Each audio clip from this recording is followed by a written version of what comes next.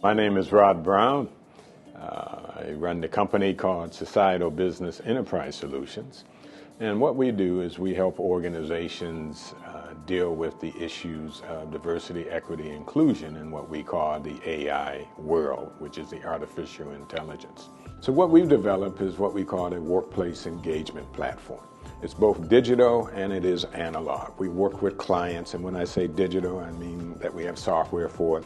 And when I say analog, we actually do the face-to-face workshop modules and those kinds of things and combine the technologies together.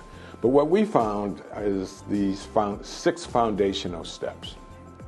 The first one is what we call insights. And within the insights are really based on 5 levels of insights. And we find that most companies focus on 2 or 3, and that's about it. So when we talk about insights, we mean personal insights.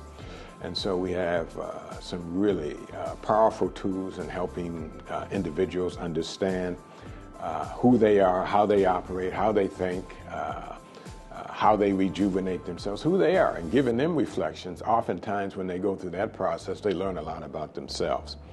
The second thing we do is we see how that individual interacts with their team. So there's team insights that are provided. And then the third one is organizational insight. So you have a chance to see how all that fits in. Then the fourth insight is what we call market insights. And most organizations do a great job of getting marketing data. And then the fifth insight is what we call community engagement insight.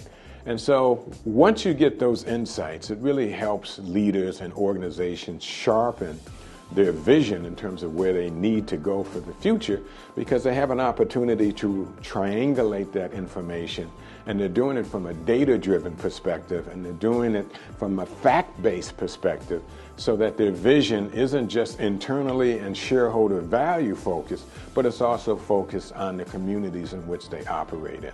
And we've kind of moved away from that perspective. So that's module number 1. Module number 2 is what we call the trust. The trust factor is absolutely critical. So we have some of the best talent and the best practitioners as it relates to trust, and some of the best tools there. So we deal with personal trust, organizational trust, and community trust. All those need to be addressed. So we work with organizations in that capacity. Then the third one is what we call cultural candor. And this is inspired by some of the work that Kim Scott has done in her book called Radical Candor, which the key points of that approach is caring personally and challenging directly, and doing that simultaneously. We think that's a powerful concept, because when you look at leaderships, oftentimes you see one or the other. And you can see this in regional differences too. So long story short, it's really doing those things simultaneously and doing it in a way that's not contrived. So when you say care, that means you truly do care and you understand the individual that you're working with and the people that you're working with. But you also are challenging them.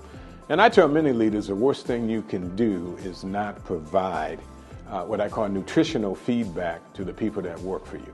So this should never be a surprise in terms of where an individual is performing and how well they're performing. They need to have that challenging feedback.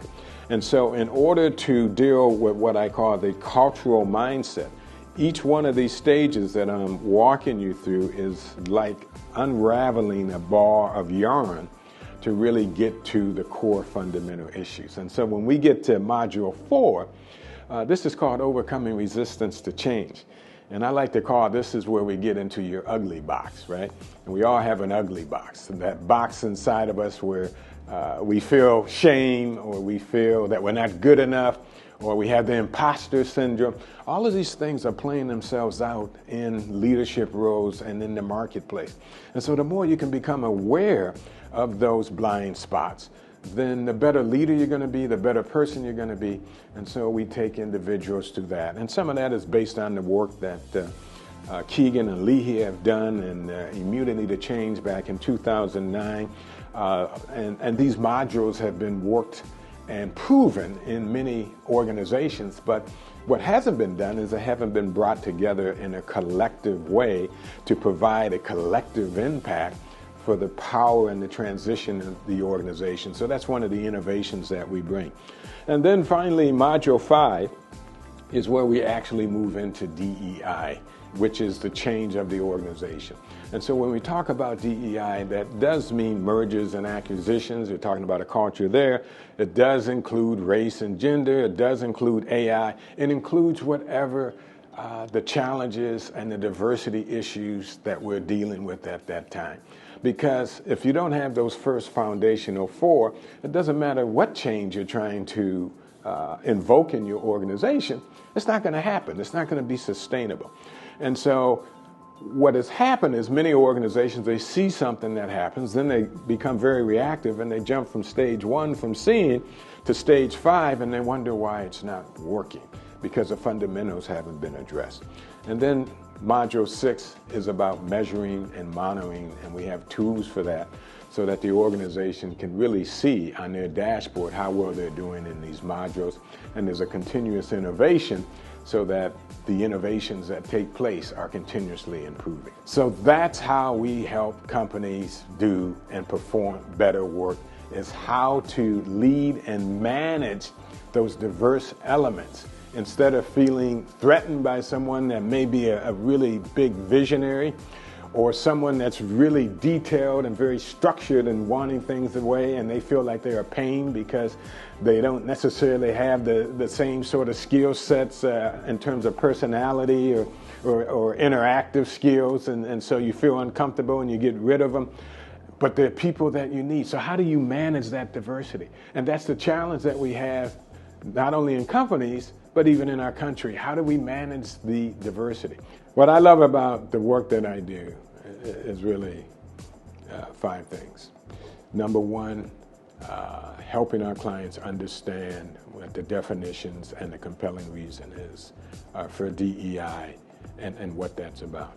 Number 2, helping them become more aware of who they are and what their blind spots are and what they need to do to become great leaders. Number 3 is helping organizations understand how to incorporate talent within their organizations and how to optimize it, and how not to be afraid of people that are different, that think different, that may be off the wall, but figuring out how to maximize their talent. Number 4, I'm really excited about the blending of AI technology and helping companies understand how that can be a partner for them, and it doesn't have to be at the expense of employees, but that it can be at the gain of employees and solving a lot of the problems. And number 5, the opportunity for these companies to not only see the benefits internally, but to see their responsibilities in the broader community.